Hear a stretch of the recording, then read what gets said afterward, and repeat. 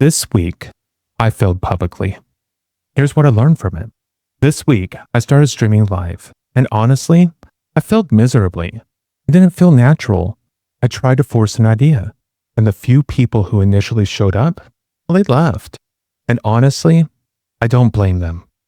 What surprised me wasn't that it happened. What surprised me was what happened inside me afterward. I immediately wanted to hide from it, delete the recordings, pretend it never happened, and move on and start over. But then I realized something. This recording was actually an opportunity because I had a choice. I could hide from what happened, or I could look directly at it. And that's exactly what I decided to do. When I looked at it honestly, I noticed something important. I was aware of what I did. I created the streams. I watched them, and I didn't like my performance. That's the truth. I don't need to change that truth. I don't like it. But awareness and the story about awareness are not the same thing. The awareness is simple. I created the streams. The story is, I failed. I embarrassed myself, and I let people down. Those are interpretations. And once I saw that distinction, another question appeared. Why did I create content that didn't feel like me? Because the truth is, I never intended to create the content I ended up creating. When it came time to speak, I wasn't speaking from intention. I was speaking from a pattern, and that pattern showed itself in a way I had never seen so clearly before. I started trying to persuade. I started trying to convince. I started trying to make people hear what I wanted to say. And the moment I saw that, something clicked. Because this isn't a new pattern. I've seen it before. I've seen it in different forms throughout my life. But this time, I could finally see it clearly. And then I noticed something even deeper. I have a message. I have something I genuinely want people to hear. And that's where the problem begins. Because a message creates a need, and a need can create urgency, and urgency can quietly turn into force. Without realizing it, I stopped sharing and I started pushing. I wanted people to understand. I wanted people to connect.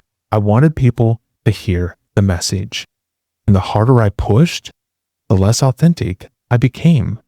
And people can feel that. Anyone can. Nobody wants to hear a forced message, including me. So now I understand something I didn't understand a week ago.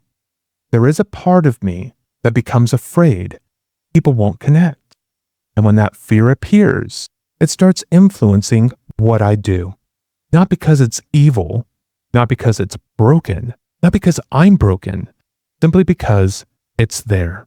And if I'm not aware of it, it starts speaking for me. That's what happened on those streams.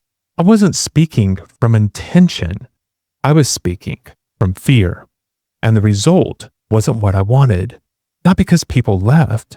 Honestly, that's not the part that bothered me. What bothered me was realizing I wasn't showing up the way I intended to show up.